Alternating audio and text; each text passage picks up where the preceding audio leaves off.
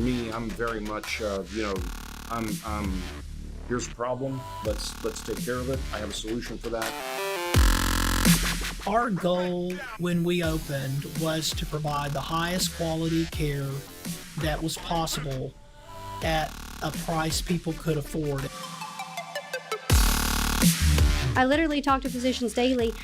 Kelly, I can't even log in to see my own billing. I have no idea what's going on. I get a report once a month and nobody can explain it to me. I make it a point to train the physicians how to go and pull their own report. I'm going to be on the course reporting tomorrow afternoon. You are? I am. I'm going to follow Jordan Spieth and Will Zalatoris and Scotty Scheffler. I'm not really reporting, but I am going to go watch the course. Probably drink a couple beers. Yeah, I might have a beer or two tomorrow afternoon. I mean, that would make my commentary even better. All right, man. Hey, everybody. Welcome to the Cutting Edge Podcast. I believe today is episode 21. We had episode 20 last week, which is a nice little milestone for us, but episode 21 this week. Topic of the week is building a culture of excellence. And folks, hang on to your shorts, strap in. If you love entertainment and you love information and education, this is the episode for you. Oh. We have Mr.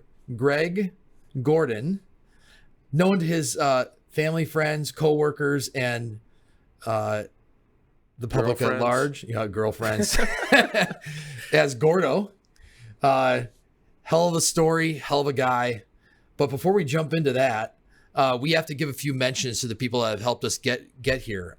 Tex Assist, Surgical Assist Staffing. We've got the Carrington Group, Tyler Talman. Tyler's not able to be here today with us, sadly. He was looking forward to this, but has a conflict. Jen Eaton and Moonshot Marketing Group. Jen's been able to help us get all of our stuff set up with all of our social media platforms. Ortho Lone Star and the Carroll Clinic. They've been great supporters of us along the way. And then Weaver Johnston Nelson, healthcare law firm that, again, great supporters of ours. And then, of course, your firm, Gordo. Yeah. Gordon Highlander. All right. Just recently voted the number 2 best place to work in DFW. Is that correct? That's right. Dallas Business Journal? Yes, sir. Why the hell aren't you number 1? That was the first question my dad asked. Who's number 1? Yeah. Well, so people always want to know how to find us. Look, a couple different ways to find us. You can find us on Facebook, the Cutting Edge Podcast. You can find us on LinkedIn. Again, most important to put in the Cutting Edge Podcast. Instagram, Twitter. We do not TikTok. We do not Snapchat. Unfortunately, we're not of that younger generation. Yeah. We're a little bit too conservative. Maybe I'll have to have my kids handle that for us at some point. But yeah, lots of different ways to find us. You can find all of our podcasts on YouTube, Spotify, and Apple Podcasts. We recommend you follow us there. That way you get notifications when we have new episodes go up. But yeah, lots of ways to follow us, lots of ways to find us, get intel, share episodes, some great, awesome info. Most of our followers, Gordo, and for those that are going to listen to this, they come from the healthcare sector. But I think what's really cool about our episode today is you don't. You come from the general contracting space. You are a commercial general contractor in the interior finish out space. Did I get that right? Yes, but we last year made major investments to be able to start building the shell as well. So awesome. We are focused in the industrial market space, and we're doing tilt wall now. So we went from being strictly interiors to also building the shell. Okay, so we've got some healthcare executives that follow us. Do you do healthcare work? Do you do interior finish it out in the healthcare space? We have a clinic that we're building right now and a small 8,000 square foot medical office building. So we're not marketing that yet. Just legacy clients that have asked us to do it for them. Very cool. Well, let's start from the beginning, right? Would love for you to share kind of your personal story. Look, where'd you grow up? How'd you kind of just bring us up to speed on how you got to where you are today and what you're doing professionally? I think it's good for our audience to get to know you a little bit. How much time do we have? 45 minutes. So yeah, you can't give us the Encyclopedia Britannica version. Maybe just give us a little scaled down version of that. Yeah. I was sharing with you earlier, I got to speak yesterday, and part of what I was explaining to the audience is I'm feeling particularly nostalgic right now. We recently commissioned a art piece for the lobby at Gordon Highlander, and the artist says nostalgia is the combination of a memory and a feeling. And so You're not going to cry on me, are you, buddy? I'll cry at some point. Yeah. Should we let everyone know I have a genetic disorder, and when I talk about things from the heart, it comes out through the eyes. Yeah. But 30 years ago, I graduated from high school. I went to high school right around the corner. You could hit it with a 9-iron from here. Went to Jesuit College Prep. My two best friends that I went to high school with helped me run the company, which is a real privilege. We talk a lot about relationships and how important they are, but we get to live it out together. And so that's a cool anniversary. 25 years ago, my best friend Brad, who I've known since the 4th grade, who's the COO, he got married, and I was on a fishing boat in Alaska. I missed his wedding. There's a famous picture of our dad standing there with Brad in this space in the middle that they were leaving for me, like in spirit. And so he reminded me, I congratulated him. Hey man, dude, happy anniversary. And he said, do you know that means that you were on a fishing boat 25 years ago? And so I took a job, minimum wage at the time, $4.25 an hour on a job site as a laborer. 15 years ago, I was contemplating starting my own company. So 10 years in construction, worked my way up, got upright in the marketplace, and started realizing, man, I know a lot of these people, and my clients have become my friends. And the world says that you can't work with your friends, but I don't know how to separate them. I think that great relationships are all built on the same foundation. And so I took the leap of faith and started Gordon Highlander 15 years ago. And then 10 years ago, I asked my beautiful bride to marry me. Wow. And I would think I was sharing with you that I gave my testimony yesterday, but my conversion came after a failed marriage and a lot of humility. And so at the same time that I was starting Gordon Highlander, I was also spiritually being converted. Well, and what's interesting is your wife is an anesthesiologist. Yeah, correct? she is.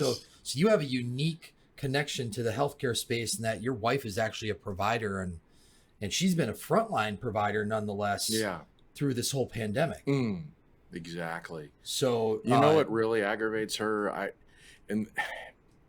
I use my sense of humor to make up for my low IQ. That's not what aggravates her. It's when I tell her, like, if she was on FaceTime and had a 5cc syringe, that I think she could actually talk me through it. She's like, the 15 years of school, you think? And I'm like, babe, totally. Yeah. I think you should probably stick to construction. Yeah, I know. That's just me trying to be funny. But. You know, what's interesting is, you know, I've known you now, what, four-ish years, something like that. And, you know, in the time that I've known you, you've had explosive growth in Gordon Highlander. Yeah. And, you know, we always hear about people that have overnight success that takes 10 years. Yeah. Takes 8 years, takes 15 years, right? Yeah. And it sounds like to me that, you know, as I've listened to your story a few times and gotten to know you, that the Gordon Highlander story is really not a whole lot different. Yeah. Would you agree with that? Well, yeah. I mean, we, you know, it was a little bit of a Jerry Maguire moment when I started the company. I asked one of my buddies to come with me, and he started as a superintendent. In that first year, we finished the year with 4 employees, and we did about $4 million worth of work. And it's been explosive since the beginning.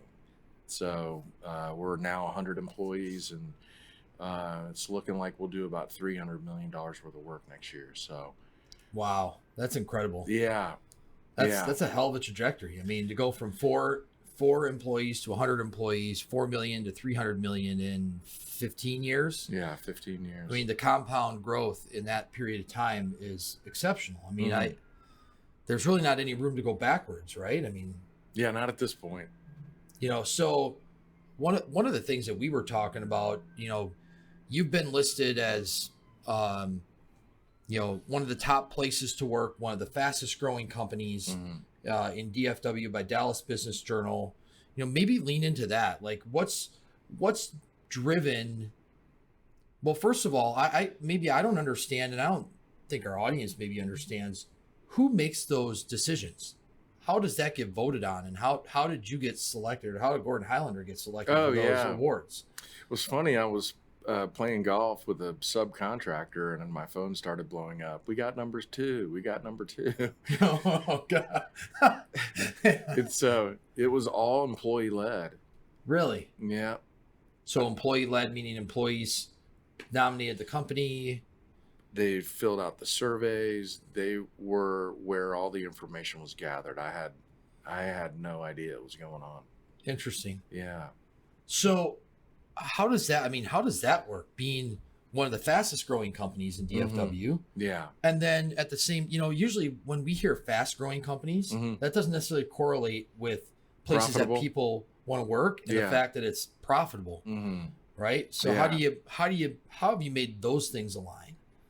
We did have our biggest year last year and our most profitable. So the percentage on the net profit was the highest it had ever been. So we're really lucky.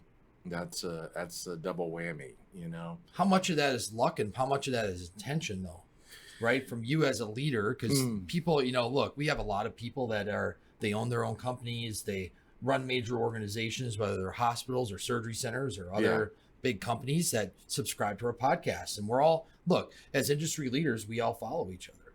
So I tend to maybe call BS a little bit. Yeah. That you keep calling it luck. Yeah. There's some intentionality here that has to exist.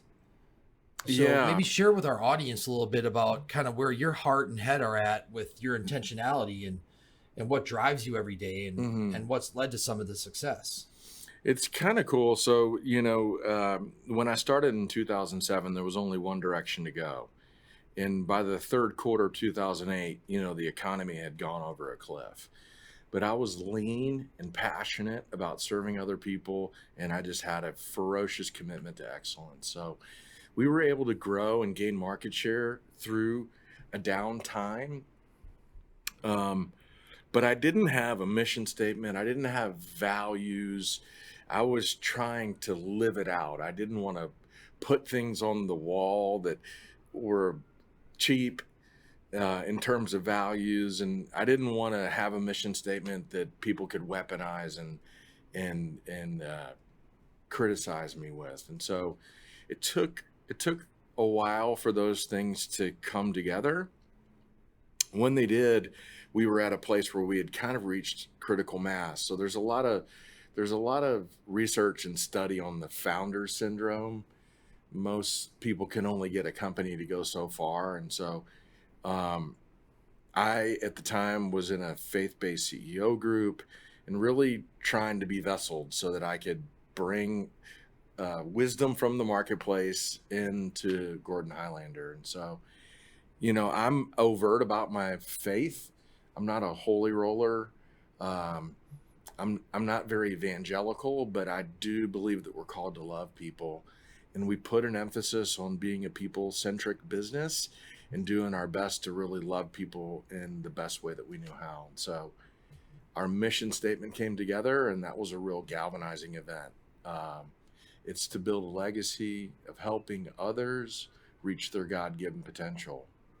And it's simple, right? I mean, it's powerful, but it's simple. Mm-hmm. I think sometimes people overthink what that's like. I mean, I look at some of our healthcare organizations that exist, and sometimes people feel insignificant or disconnected. Yeah. It's really easy to feel insignificant or disconnected with when an organization reaches a certain size. I mean, I've worked for companies that are, 150 employees up to 10,000 employees. Yeah. And it's super easy to become a number, right? Like, how do you prevent that from happening in your company? How have you prevented that from happening? Yeah. You know, One of the things that I insisted is that the mission statement really be owned by the leadership. I wasn't going to roll it out until they understood how intimate it was. And so we have this way of breaking it down so that people can memorize it, to build. Build what? A legacy. A legacy of what? Helping others. Helping others do what? Reach their God-given potential. And so I try to teach all my leadership that the world and the marketplace says that people are replaceable. But I believe we're made in God's image. And to him, we're invaluable. And I look at every single one of my employees when I do cultural training, and I tell them, to me, they're invaluable too. So that's interesting. You just said something that's interesting to me as a leader. So you do cultural training. Yeah, it's the first thing I do with every employee. Really? Right? Because we think in traditional sense, that's not the first thing that happens in 99.99% of companies. It's functional, role-specific training. Mm-hmm. We're paralleling those at the same time, but the most important thing that I think I do for the company is that initial training session. And I try to teach people about their orientation. They think of it like it's a meeting or a seminar. And your orientation, I believe, is where your decisions go. So I try to teach everyone they have an orientation, and in it is their biases and past experiences, their DNA, their feelings. But I try to teach them about doctrine and the way to build it. So through teaching them about their orientation, I invite them into what I believe is one of the most powerful questions that the Gordon Highlanders ask, and that's, what's the Gordon Highlander way? So when you're interviewing, right? So let's take another step backwards, upstream, so to speak, right? Yeah. So how much of this have you pulled upstream into your interview process and changed your method of how you seek people out to potentially become a member of the Gordon Highlander team? Yeah. Well, along the way, we ended up hiring an HR director, and part of what happened during that time is that I needed to know for sure that the person kind of shared the same heart that I had for people. And our explosive growth has a lot to do with operationalizing these things and making sure that the right people are in the right place around roles and responsibilities. And so I don't sit in interviews anymore. If it's key executives, I'll go do the recruiting and work with HR, but HR now has the reins on all that. So by the time a new employee comes to the cultural training, the HR team has them so fired up. That's really cool. I mean, obviously there comes a point in time, especially with young entrepreneurs, when the company is young, the owner is the company. Yeah. Right? But at some point in time, the company has to be disconnected. The face of the company can't be the face of the owner. There's a slippery slope. I right? thought of it like my kids, like I told people, I had a 9-year-old boy now, and that meant that I could leave some cereal in there and go away for 2 weeks and it would be okay. But there is a maturation that it all goes through. And the really great part, I think, about Gordon Highlander, the stories and the people. John Eldridge wrote a great book, Wild at Heart. And he says that storytelling is the language of the heart. And so I feel like one of the things that I enjoy doing that has a big impact on GH is I tell great stories about the people. And one of my favorites, my best friend Brad that I mentioned earlier, he had gotten fried.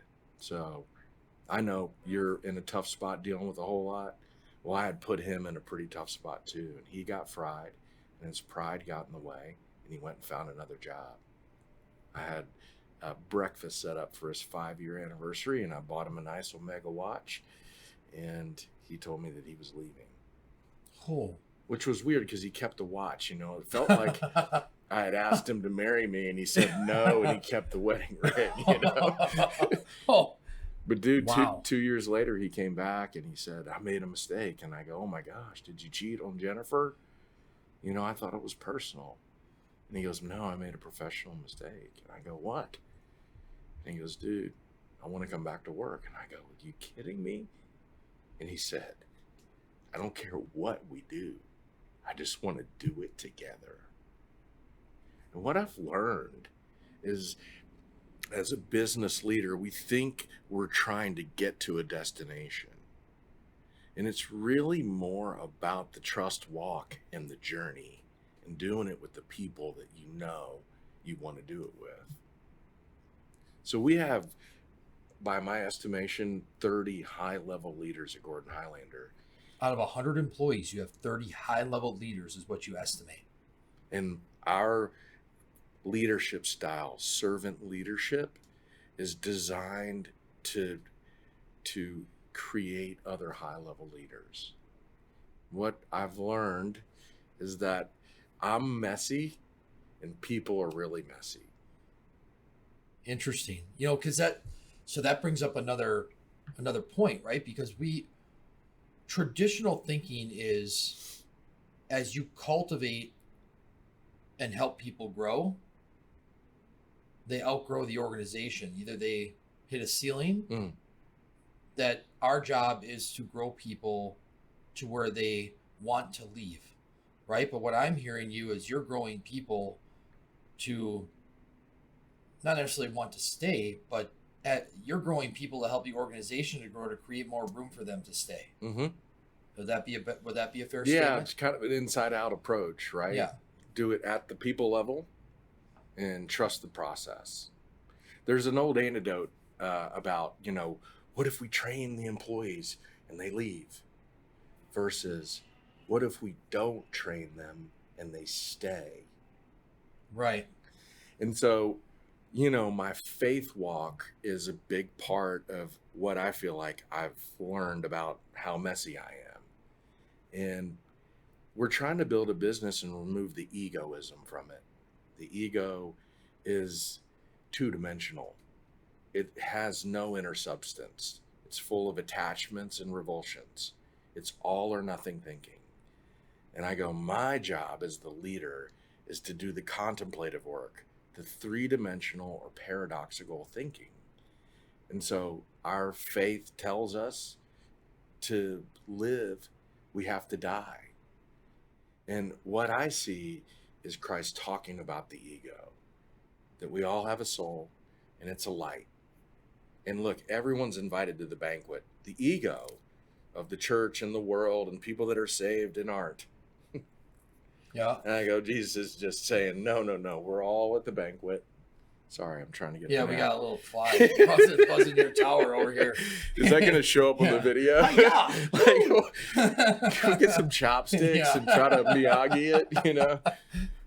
Yeah. And so, you know, I think being able to love people well, I think you got to understand the human condition and what I believe are the truths, and then also too, just knowing that you're connected to a higher power. Like, I think it's important for my people to know that I am very contemplative on how best to serve them and grow the company, and I'm trying to listen to God's instructions or be accountable to Him. You know, I think one of the things that I think about in healthcare, Gordo, you know, and trying to translate what you're doing in your company and the incredible exponential success you're seeing in your company and in your space that is incredibly competitive. Yeah. You literally have thousands of competitors with very little barrier to entry. Without sounding like a jerk, I tell my people we don't have any competitors because I don't know any of them that have tried to build their business the way we have. So there's win and lose. Yeah. But then there's the growth mindset. Right. So, you know, I think one of the things that we battle in healthcare is vulnerability. right? You have shown today so far, you have just come right out in the open and shown incredible vulnerability as a leader, right? Emotional vulnerability, spiritual vulnerability. The fact that's real, that's raw. It's part of your DNA. It's part of who you are, and it allows your employees to know that it's okay for that to exist. Oh yeah, dude, it is. You just said it. We're messy. People are messy, right? Yeah. But I think we have challenges in leadership, and man, I'm one of those people too. I have challenges showing my vulnerabilities. Yeah. Well, challenges showing that I'm messy. So how, if you're talking to healthcare leaders out there, you're talking to community leaders out there that run their businesses, how do you? We can't just flip a switch, right? Yeah. But we've been classically trained to not show that vulnerability. But conversely, if we don't show some vulnerability, we're considered a hard ass, right? So how do we balance that? How do we, as leaders, how do we unpack that? Because right now we got people in healthcare, Gordo. Man, people are struggling. Yeah. Frontline providers, support providers, administrative support. I don't care what position you're in. People are struggling. Yeah. It has been just an absolute beating for anybody that's worked in healthcare the last 18, 19, 20 months. It's just, yeah. So if you're speaking to the community at large and you're speaking to leaders through this podcast, what are some words of wisdom that you would share with them about how to remain authentic, right? So don't fake it, remain authentic, but create some space here to unpack this a little bit with your employees. I think that leaders go to places that other people don't. And being authentic is what I'm drawn to. I'm drawn to courageously authentic people.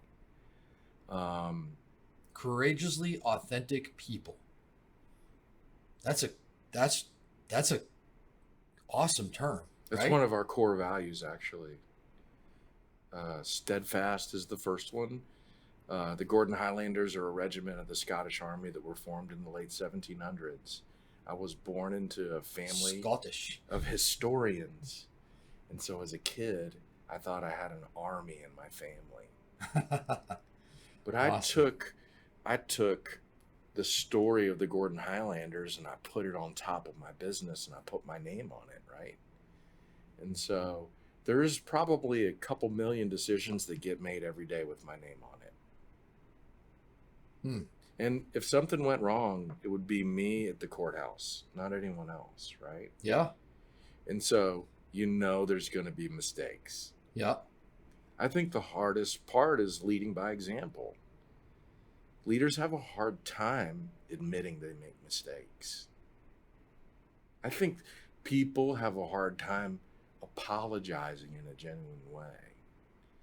I know. That's a society. Holy smokes, that's a society thing right now, right? Like, think about the nastiness that's exhibited in social media and in politics, and it's just egoism run wild. Yeah, it's divisive. It's all or nothing.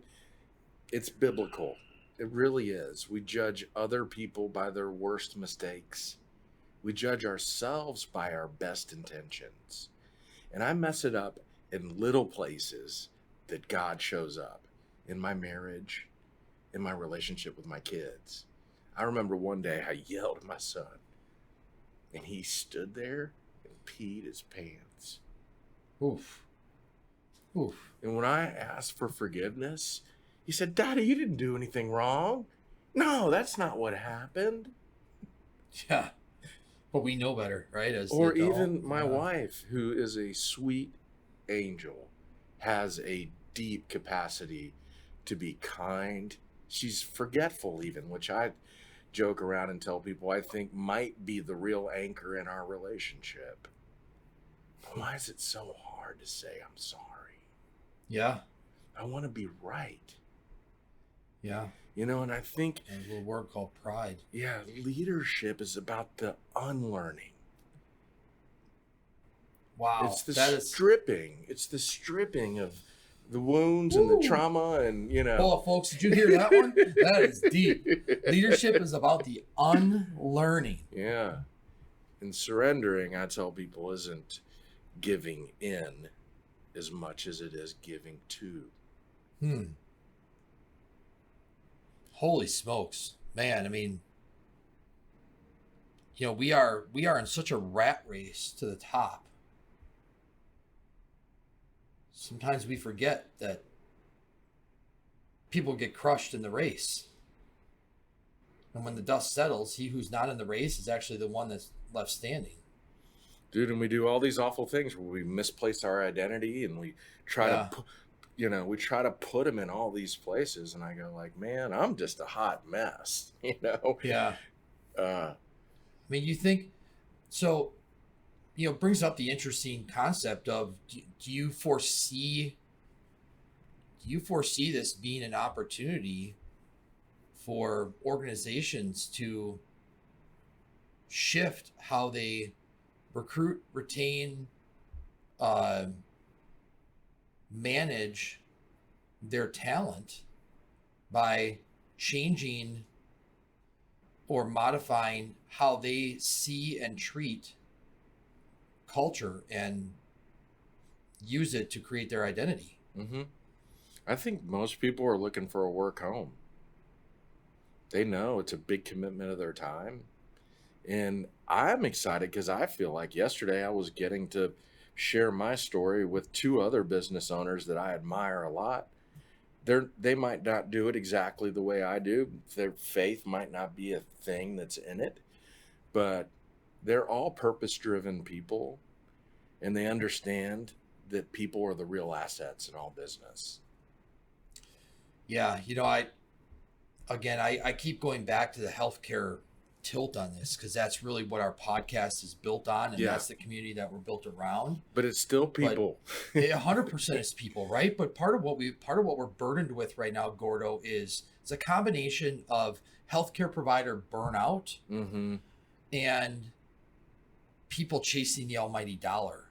So people have literally reverted, healthcare leaders and recruiters have reverted to the almighty dollar being the primary method of recruitment. And at some point, there's a ceiling. There's a ceiling with how much you can offer for a given job that has to be done. So how do you start to back away from being the one that offers the max dollars? Because eventually that's going to collapse on itself. Yeah. And building around what you just talked about being that work home, right? Messaging around that work home, right? I mean, I'm somewhat surprised that we haven't seen in this recruitment rat race in healthcare that we haven't seen some outbound messaging on billboards and whatnot relative to the culture of what do you want to be part of? Who are we? Right? Yeah. I mean, no health system has even gone near that, which is pretty interesting, right? Because if you're trying to recruit, retain, manage, and reduce turnover with talent, maybe that's something that people need to think about. Yeah. There are limitations, right, to comp, but there are other things that you can do that are still investments. Yeah. And so when we send people off to leadership training and we put them through leadership on purpose, and they get to imagine what their eulogy would be like, and they get to look at the priorities in their life. That's interesting. And so we give them time to do the real work while they're at work. So that's interesting. So that was going to be one of my next questions is what are some of the things that you're doing to feed your employees and help them become better people, right? It's not just about becoming better professionals, but it's about becoming better people. Yeah. And what can small companies do where it doesn't cost a lot of money, because small companies maybe don't have a lot of money and a lot of excess cash. Yeah. You know, are there recommendations, like if you think about when you were young, when you were a small company and you were growing, I mean, what were some of the things that you did at Gordon Highlander to continue to feed and nurture your employees? Today we had chili cook-off and Halloween costume contest. Now, sometimes we make it to be something bigger or unachievable, and we think about it like a cap to something. And I go like, no, man, let's have fun. Let's live and share our lives together intimately and create a safe place for people to do that and make mistakes and learn and grow. The other So how thing, do you respond? Okay, so I'm gonna flip this. I'm gonna flip the script on you a little bit. How do you respond to the people that say, "Oh, well, we can't do that. That's, you know, that's not politically correct. Like we can't. That's not inclusive, right? Like, how do you battle? I mean, how do you counter that? Right? Because we have a whole lot of that goes on in our world these days. I think most of it goes on in a very divisive way in a vacuum, because most people that I come in contact with know that they could trust me, and I would have to have a case that I actually understood where someone wouldn't want to come to a Halloween party.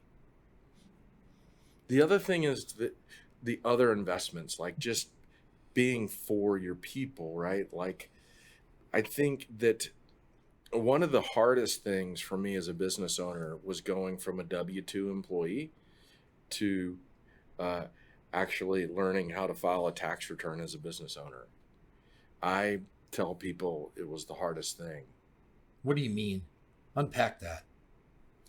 I just was used to getting a paycheck, and that was how much money I made. And the business made more money than my wages.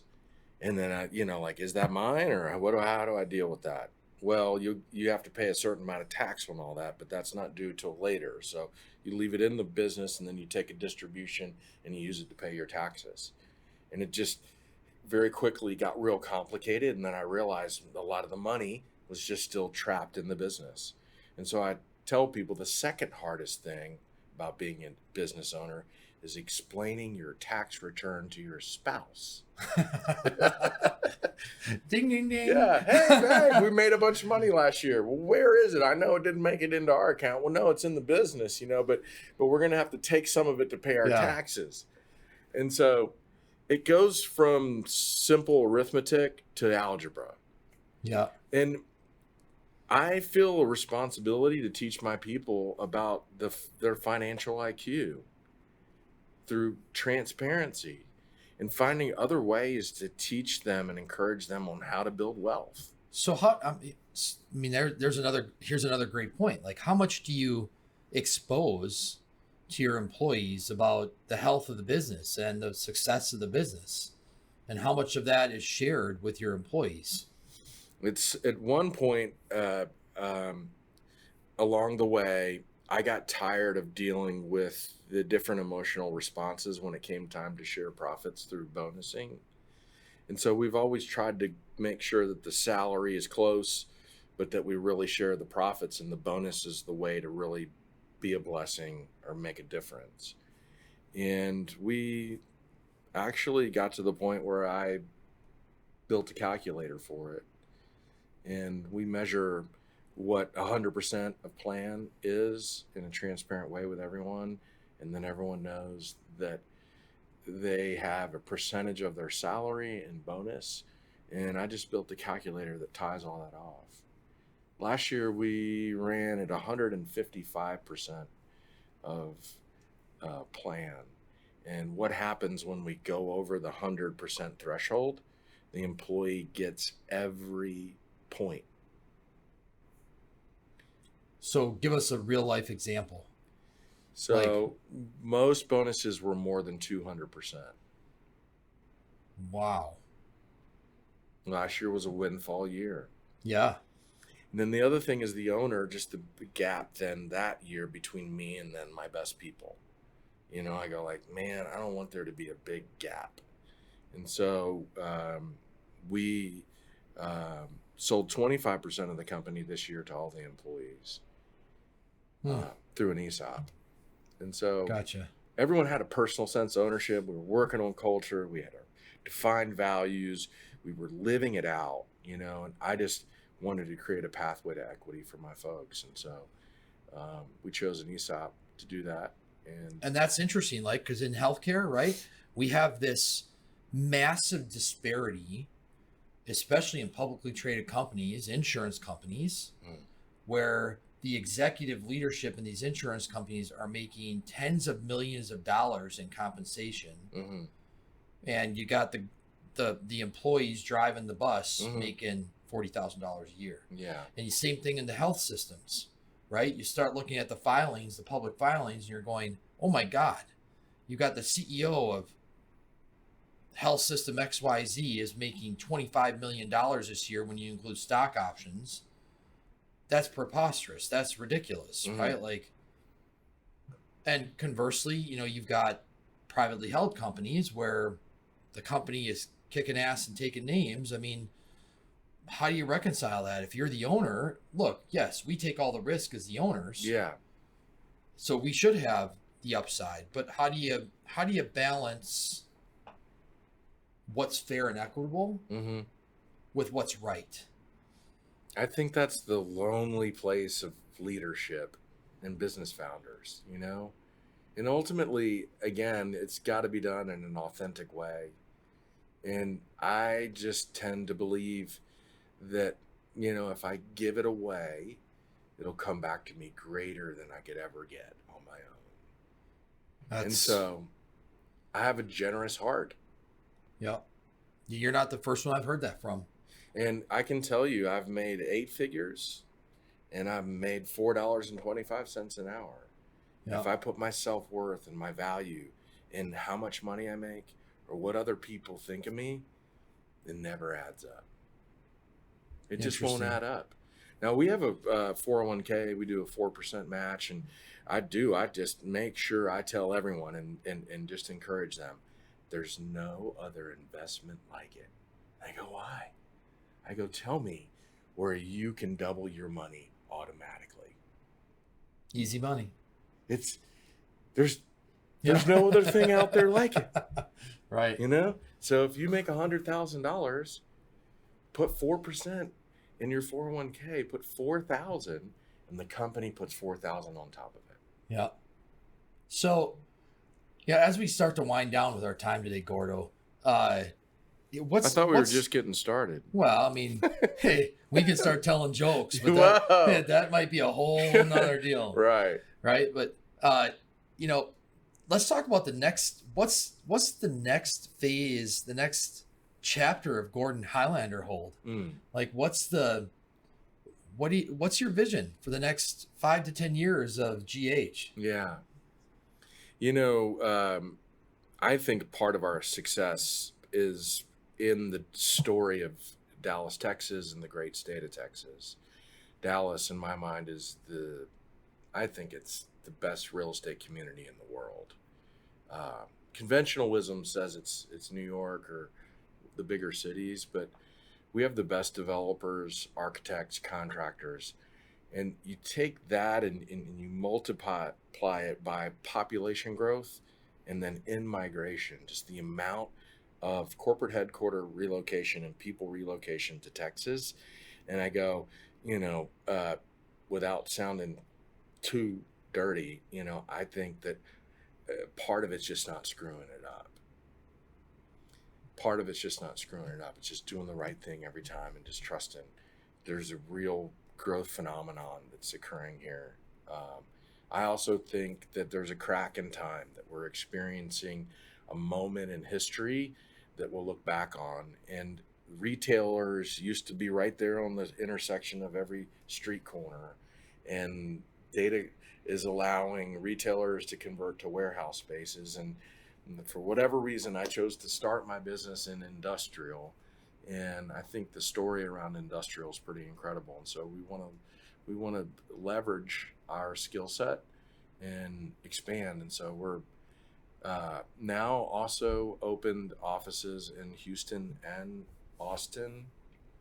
The investments that we made last year and being able to do the tilt wall are really starting to yield, and I think that could be a couple $100 million pretty easily. And I have now employees that are owners, and I got a lot of high level leaders, and my hunch is that it'll all be supercharged and we could be a $1 billion company.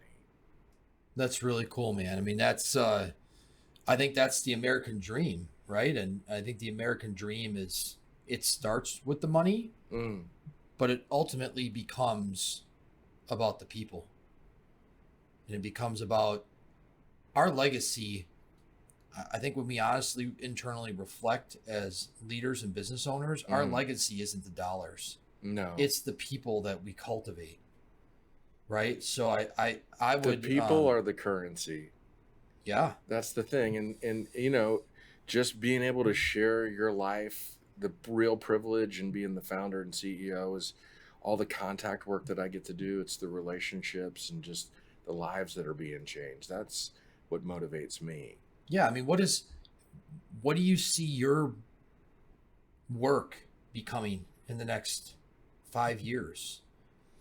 I mean, is it really focused on people development? Is it focused on professional relationship and client development? I mean, what, as a leader that has this opportunity to drive explosive growth in your organization, is that, you know, if you had, let's take what you think you should do and then say, what's your recommendation to others? One of the hardest paradoxical things I had to learn as a business leader was that the less valuable I was to the business, the more value it had. Bro, you are just coming. I mean, you're just, it's one home run after another today. Holy smokes. But seriously, it's hard for people to just deal with that as founders, right? 100%. I'm kind of a control freak.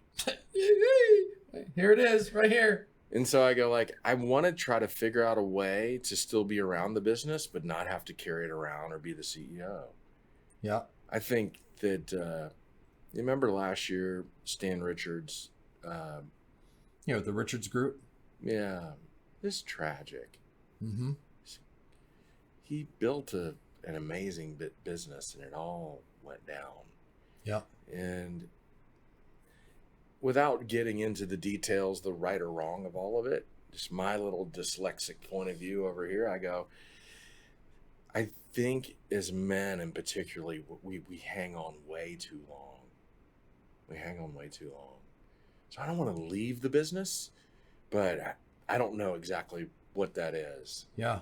Well, I mean, you listen. I want to create upward mobility for people too. So I want to open up the top of the triangle so that I could come out of it. Right. And then create a pathway for others to be CEO and others to be COO and just continue to build that legacy of leadership and figure out how to stay around the business. Well, I mean, it's an incredible business that you've built in a very short period of time. And I think that the sky's the limit. That's what's so cool, right? I mean, you have a personality that lights up the room whatever room you walk into. It's a God-given gift. Yeah.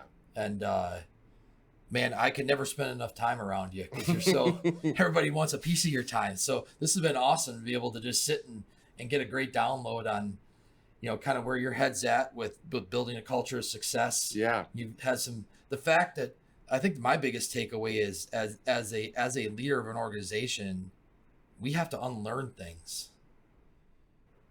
in order to get better. Right. And the world that's is just one of the things. The world is full of lies. And like we say all these lies that the world says about the workplace. And I go like, no, man. Yeah. It doesn't have to be that way. I call it a grilled cheese sandwich. Like you can't separate it anymore. It's just my life. Yeah. My mission statement will be to build a legacy of helping others reach their God-given potential.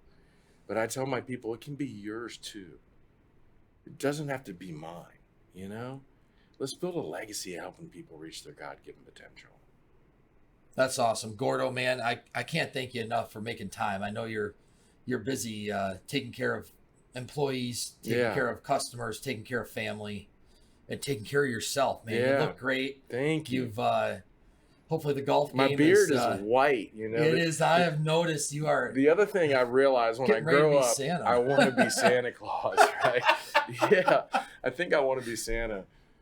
well. Yeah. Well, dude, I love you, and I'm encouraged by you too. And I very much appreciate that, Yeah. man. And you've been a great mentor to me thus far. I can't wait to lean in further, and yeah, excited for what the future has to hold for both of us. I mean, we're following the man upstairs, which that's the only one that really matters. yeah, And this is really cool stuff. So awesome. next time we get together, we'll talk about golf. Yeah.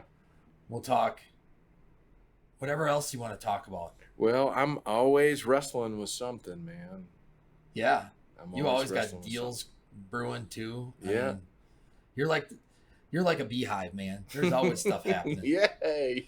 I know. My mom stopped in for lunch last week, and I was with my CEO group, and they said, "What was it like when he was growing up?" and God bless Do her. we She just really wanna know? she like profiled the room, you know, looked around, and then she was like, "He's always been really busy." Yeah, So, I can see that. Yeah. How do we roll this up? Does the music come on or the lights flash? You know, we'll say goodbye for now. Okay. Make sure you find us on LinkedIn, Facebook, YouTube, every way that you can find us on social media. We look forward to tuning in. This is actually going to be our last episode for the fall. We're going to be taking a little bit of break through the holidays as life gets busy with little kids and business picks up, and we look forward to picking back up in 2022. But Gordo, if people want to reach out to you, Yeah. what's the best way for them to find you, just for professional advice? Yeah. Are you open to that? Definitely. Yeah. If you want to reach out to me, you can go to our website at www.gordonhighlander.com. You can find my information there. You can check out Gordon Highlander on Facebook and LinkedIn. Part of the storytelling for me is through video and contact work with my people. And so YouTube has a great catalog on Gordon Highlander and all the videos and all my little crazy wackadoo ideas. Yep. So Awesome stuff. Thanks, welcome. brother. Yep. Appreciate Thank you. All right, man. You're the man. You're the man. Till next time, tune in. Have a good afternoon. Cutting Edge. The Cutting Edge Cutting Podcast. See ya.